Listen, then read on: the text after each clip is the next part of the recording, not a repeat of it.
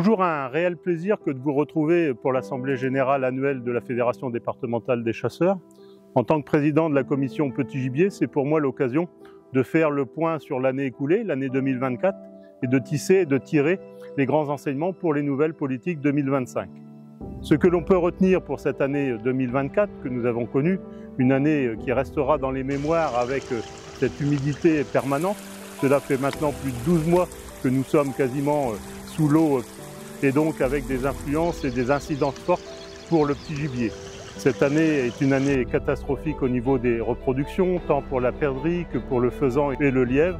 Et malheureusement, tout ça va impacter les données, va impacter les comptages de printemps 2025 avec une baisse significative des populations. Mais nous ne devons rien lâcher. La politique du petit gibier est une politique forte de la Fédération des chasseurs de l'Oise. C'est celle qui permettra de faire venir de nouveaux chasseurs, de maintenir nos chasseurs sur nos territoires. Et donc l'année 2025 sera une année où nous allons amplifier l'ensemble des actions que nous portons, tant sur la réintroduction de gibier, mais j'y reviendrai dans un instant, que dans les politiques d'aménagement que l'on doit faire pour faire que nos territoires soient favorables, parce que nous avons aujourd'hui, malheureusement, des biotopes qui ne sont plus assez favorables, accueillants pour notre petit gibier. Et tout ça, nous allons le porter, le mener de concert avec notre nouveau coordinateur petit gibier, Rudy, à qui je laisse la parole pour développer l'action et l'activité de la commission petit gibier. Je suis Rudy Carbonizek, votre nouveau coordinateur petit gibier. Sans plus tarder, je vais vous présenter la rétrospective de l'année 2024 ainsi que nos projets pour 2025. Comme chaque année, votre fédération réalise des indices kilométriques d'abondance à travers tout le département. Ce ne sont pas moins de 2600 km éclairés pour un peu plus de 263 communes, toutes en plan de gestion lièvre. En 2024, l'indice kilométrique lièvre était de 5,7 lièvres au kilomètre contre 5,5 en 2023. Soit une légère stabilité. En ce qui concerne l'indice kilométrique renard, celui-ci était de 0,6 au kilomètre contre 0,7 en 2023. Je tiens à remercier toutes les personnes qui depuis 2014 collectent des pattes de lièvre et nous permettent de voir l'évolution de la population suivant les années. En 10 ans, c'est plus de 6000 pattes qui ont été collectées. Lors de la dernière saison de chasse, c'est près de 500 pattes qui ont été radiographiées. La reproduction 2024 a été mauvaise. Seulement 27% de jeunes étaient présents dans le tableau de chasse sur l'ensemble du département. En 2024, plus de 19 000 hectares ont été comptés à travers le département. Plus de 1000 chasseurs et non-chasseurs se sont investis dans le suivi de ces populations. Nous remercions également l'investissement des lycées agricoles dans ce suivi essentiel. Ces comptages nous permettent d'établir une densité aux 100 hectares qui était de 7 couples aux 100 hectares en 2024, soit 22% de la population perdrix grise en moins par rapport au printemps 2023. Depuis maintenant plusieurs années, le nombre de couples aux 100 hectares stagne entre 7 et 10 couples aux 100.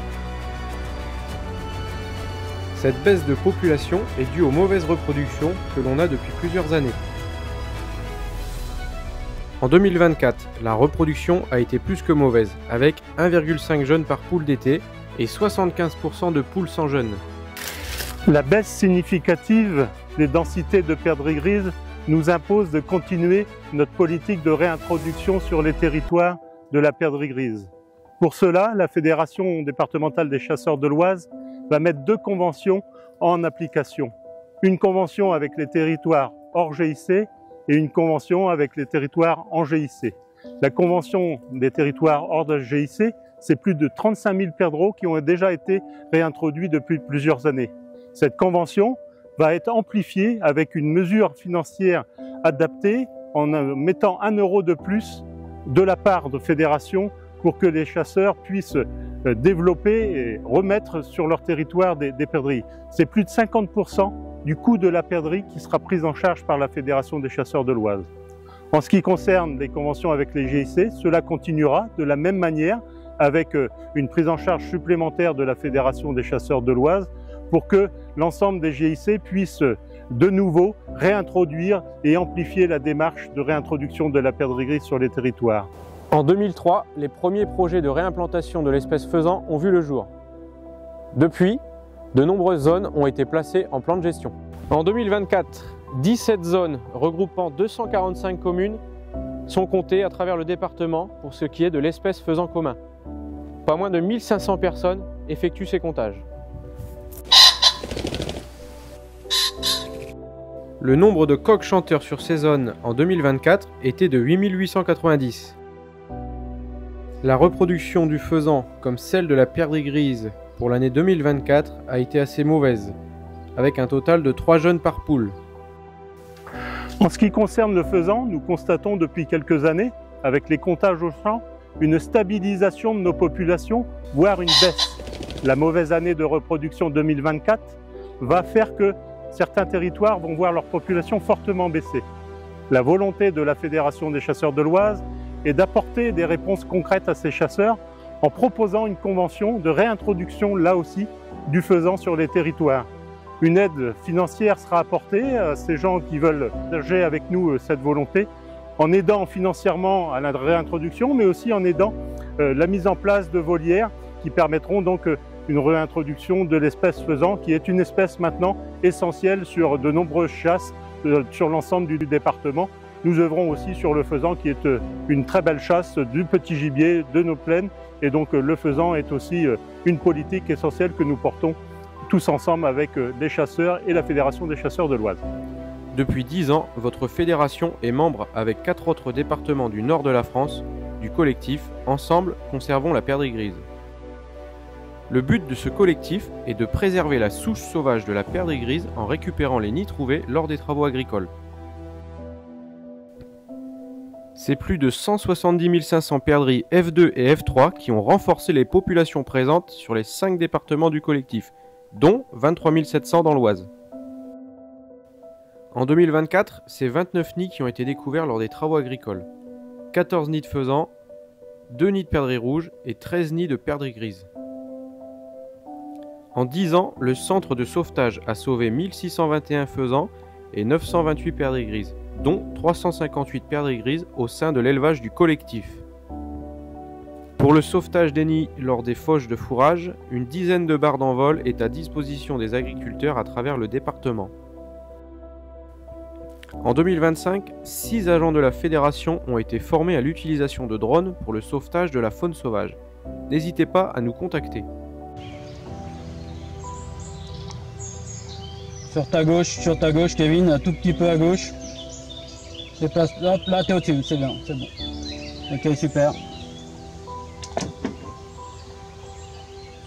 Tous les 3 ans, la liste des ésodes du groupe 2, comprenant notamment les corvidés, les mustélidés et l'espèce renard, est renouvelée. Celle-ci est faite en fonction de l'état des populations, ainsi que les montants en euros des dégâts occasionnés dans le département de l'Oise. Pour l'espèce renard, les dommages aux biens et aux animaux domestiques étaient estimés à 61 219 € en 2023 et 35 434 € en 2024. En ce qui concerne la fouine, les dégâts occasionnés sont de 28 891 € en 2024 contre 4 325 € en 2023. En ce qui concerne les piégeurs agréés, pensez à nous renvoyer vos carnets de capture annuels. Ceci est une obligation. Nouveauté 2025. L'espèce raton laveur est une espèce en pleine expansion dans le département de l'Oise. En 2025, votre fédération a fait le choix de mettre à disposition des pièges dits couvre-pattes. Ce piège appartient à la 4e catégorie, celle des pièges à lacets. Le principe est d'y introduire un appât au fond de ce tube cylindrique. Le raton laveur va alors mettre sa patte à l'intérieur, le piège va se refermer dessus. Comme l'année dernière, votre fédération vous accompagne en vous proposant des boîtiers connectés pour le piégeage. Le principe du piégeage connecté est de recevoir un SMS lorsque sa cage est déclenchée.